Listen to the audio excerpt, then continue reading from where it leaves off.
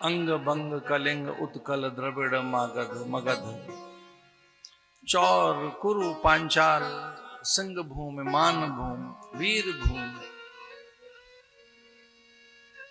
सिंध सौवीर, ये इतने देश प्रदेश, उनके सभी राजा वहां आए थे।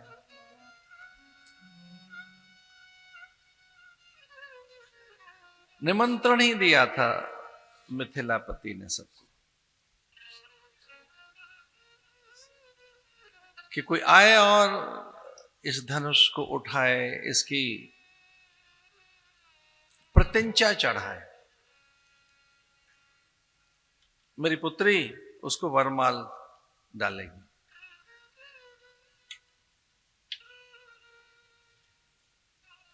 मिथिलापति जानते थे सुर गंधर्व किन्नर देव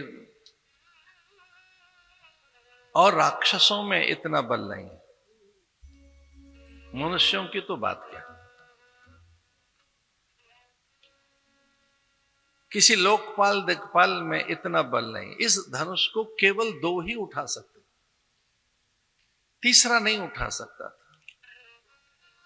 वो ये भी जानते थे कि ब्रह्मा भी इस धनुष को नहीं उठा सकते। इंद्र की तो बिसात क्या, जब ब्रह्मा ही इस धनुष को नहीं उठा पाएंगे तो इंद्र तो कैसे उठा सकते। लोकपाल दिक्पालों में, यक्ष गंधर्व किन्नरों में, किसी भी बड़े राक्षस में ये सामर्थ्य कहां। मनुष्य तो कल्पना से परे की चीज है। मनुष्य तो ऐसा कर ही नहीं सकते। इसे केवल 2 ही उठा सकते हैं इस धनुष को। ये महादेव का धनुष है, इसे केवल या तो महादेव उठा सकते हैं या भगवान नारायण इस धनुष को उठा सकते हैं।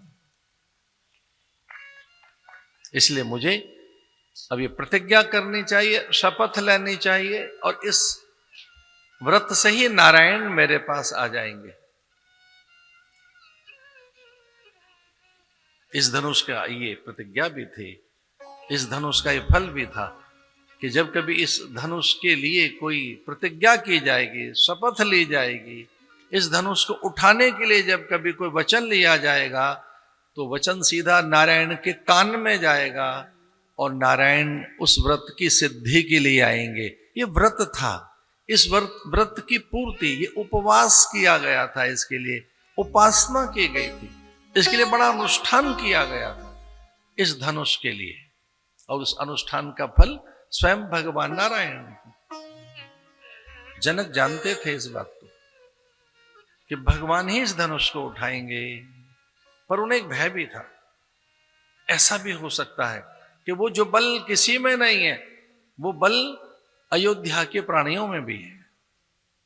और एक बार ऐसा कर भी दिया अयोध्या की एक दासी ने कि जब अकाल पड़ा भारी जनकपुर में और वहां प्यासे हैं जीव जंतु पशु पंछी, खेत प्यासे हैं, प्राण कंठ में है, प्राय जैसे मृत्यु आ गई हो, जीवन जैसे मिटने वाला हो, भारी अकाल पड़ा। ऐसा कहते हैं उन दोनों 2 जगह अकाल पड़ा था। एक अंग देश में उसके थे स्वामी राजा, वहां के रोमपाद उस अकाल की निवृत्ति के लिए श्रृंगी गए थे और वर्षा हुई। और एक अकाल पड़ा था जनकपुर में, भारी अकाल। सतानंद नाम के ब्राह्मण ने, जो गौतम के ही पुत्र थे, अहिल्या के पुत्र, वो उनके कुलगुरु सतानंद वहां के राजगुरु थे। जनक ने कहा कि महाराज आंखें बंद करो, विचार करो, समाधि में जाओ, आप त्रिकालदर्शी हैं, विचार करके बताओ जल कैसे बरसेगा। और तब सतानंद नाम के ब्राह्मण ने, उस आचार्य ने कहा कि अगर कोई संदेश जा सके कौशल्या तक, तो कौशल्या में इतना बल है कि कौशल्या अगर चली आए हमारे यहां और वो कुएं में से जल निकाल दें, यद्यपि कूप में जल है नहीं, थोड़ा ही कुछ जल है, 1-2 ही घड़े जल हैं बस कूप में, और वो घड़ा भी कच्चा हो मिट्टी से, वो खुद ही घड़ा बनाए कच्चा, और कपास में से धागा निकाल कर कच्चे सूत से उसे बांध कर और जल निकाल दें, महादेव का अभिषेक हो तो अकाल मिट जाएगा। जनक ने कहा बड़ा कठिन है, कच्चा घड़ा कैसे होगा, सूत से कैसे ऊपर आएगा, कौशल्या को कौन मनाएगा। फिर भी पत्र भेजा गया, कौशल्या ने पत्र पढ़ा, अत्यंत प्रसन्न हो गई। राजा दशरथ ने कहा उनके यहाँ अकाल है, जल्दी जाओ, आप ऐसा कर पाएंगे। कैकेयी ने पत्र छीन लिया, ना ना मैं जाऊंगी। सुमित्रा ने कहा कि एक बार मुझे भी सेवा मिले, लेकिन सुमित्रा के हाथ में पत्र था और एक दासी ने कहा कि मुझे भी निवेदन करना है। रानियां पानी भरने क्यों जाएं, हम दासियों का काम है, हम जाएंगे। और इस प्रकार से एक दासी भेज दी गई, पालकी में बैठाकर दासी पहुंची, घड़ा उसने बनाया, सूत सा बांधा कच्चे धागे से, और लीजिए जल निकल आया, जलाभिषेक हुआ, वर्षा हो गई।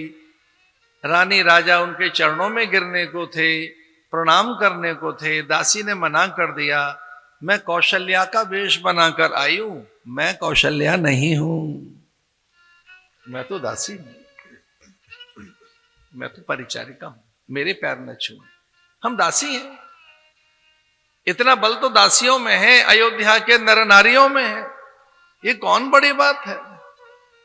तो राजा जनक को ऐसा लगा कि धनुष तोड़ने के लिए, छूने के लिए अगर न्योता भेजा हमने अयोध्या में और राम की बजाय वहां का कोई नौकर आ गया तो खेल बिगड़ जाएगा। आदर की बात सुनाई हमने, लेकिन यही बात नहीं थी। श्रवण कुमार के माता पिता के प्राण गए, श्रवण का वध हुआ राजा दशरथ के द्वारा, और तब उनका सामाजिक बहिष्कार कर दिया गया, भले ही वो चक्रवर्ती सम्राट क्यों नहीं। कई कारण थे, एक और भी कारण है जो बड़ा कारण है कि अगर साधना आपकी सही है, साधना में बल है, आपके जप तप नियम व्रत उपवास और अनुष्ठान सही दिशा में चल रहे हैं, तब वो अपने आप आएंगे, क्योंकि उसका फल स्वयं नारायण है और कुछ नहीं। जो स्वाभिमानी है राजा, जिनके पास में स्वावलंब होता है, जिन्हें अपने इष्ट और अपने मंत्र पर विश्वास होता है, जो अपने साधन मंत्र में अडिग होते हैं, अचल होते हैं, जिनकी श्रद्धा कभी नहीं टूटती, उन्हें जल्दी फल मिलता है, उन्हें अवश्य फल मिलता है। कुछ लोग घड़ी घड़ी अपना इष्ट बदलते रहेंगे, मंत्र बदलते रहेंगे, कई तो गुरु बदलते रहते हैं। तो जो इतनी अदला बदली है, जो बार बार जो इतना जो आपके मन में संशय है, भ्रम है, और कहीं एक जगह नहीं टिक रहे हैं, फल नहीं मिलेगा। जगह जगह गड्ढे खोदने से कुआं पानी नहीं देगा, कूप में से जल नहीं निकलेगा। एक निष्ठा, तो ऐसा कहते हैं कि राजा जनक एक निष्ठ थे, स्वकीय थे, उन्हें पूरा विश्वास था इस बात का कि सीता अगर मेरे पास है तो राम अपने आप आएंगे। पूरे नगर में चर्चा है, राम जी आ गए, चर्चा हो रही है। युवती झरोकों में से झांक कर देख रही है भगवान के आगमन पर। न केवल युवतियां, तरुणियां, किशोरियां, आबाल वृद्ध नर नारी, वहां के साधु ब्राह्मण, सब के सब अब भर्चना कर रहे हैं, प्रणाम कर रहे हैं, भगवान का स्मरण कर रहे हैं। गुरुदेव से आज्ञा पाकर कि गुरुदेव आपकी आज्ञा हो तो जरा मैं जनकपुर भ्रमण कर रहा हूं। लक्ष्मण का ऐसा मन है, लक्ष्मण नगर देखना चाहते हैं। लक्ष्मण के मन में भगवान ने संकल्प पैदा कर दिया।